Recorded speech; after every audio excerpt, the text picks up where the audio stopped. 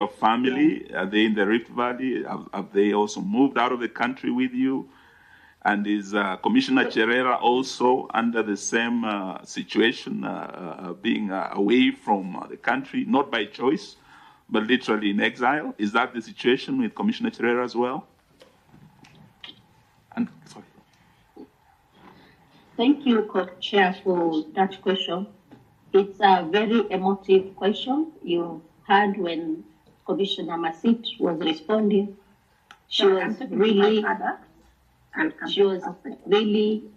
shaken, and it has taken a toll to all of us. I, being the vice chair and the voice behind the mic, and the team being dubbed by my surname, Cherera 4.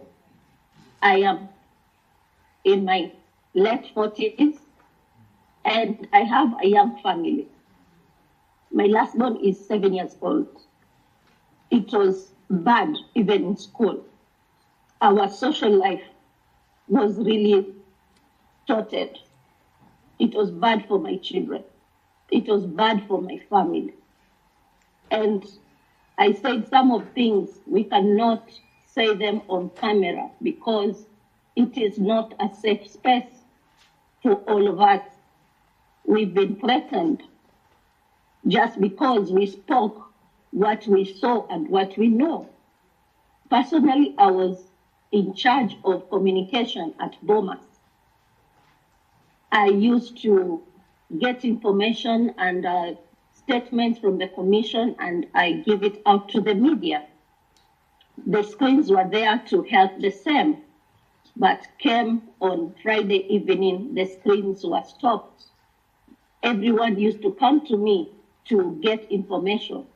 And you know, part of communication is the transparency bit that is a requirement in any election. I could not give people that information.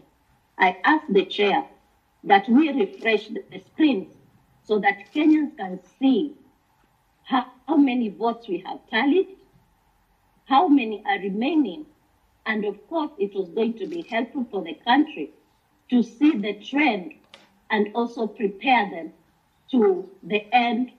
Of course, if it remains like 5,000 votes, people already know how this election has gone.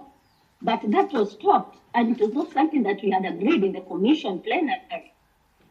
I asked about this 2 times, and the chairman said that he was busy tallying.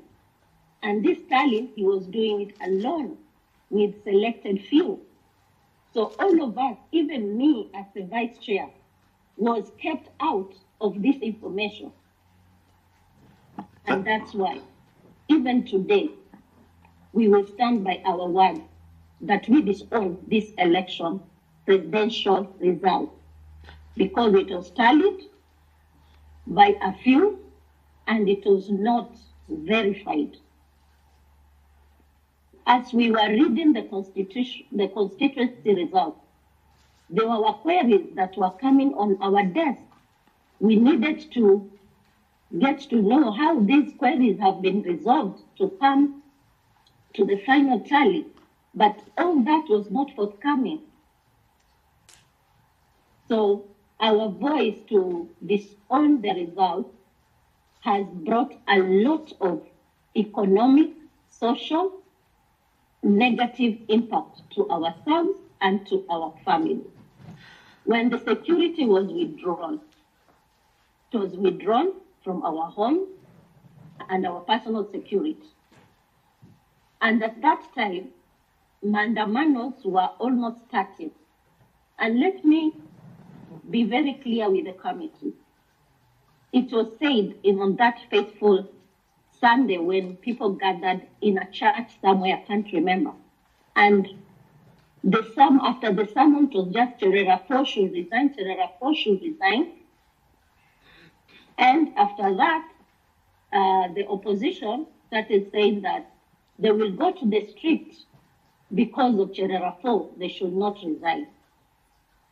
As a Kenyan, loving the citizens of this country, that was the day I decided that Kenyans will not go to the streets in my name and blood be shed.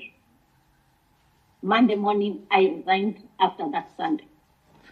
I did not resign because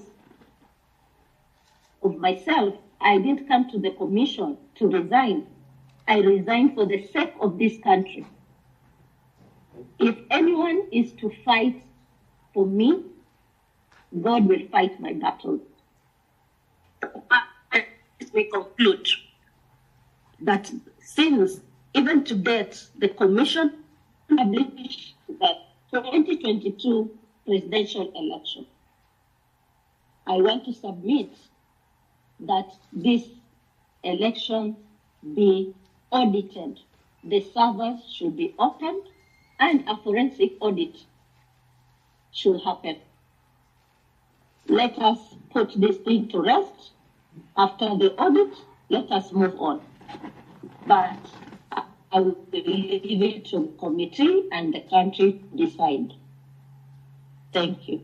Thank you, Commissioner Cherera and Commissioner Masit. And maybe Commissioner Masit, there is a question, specific question Honorable Eugene asked you. Did you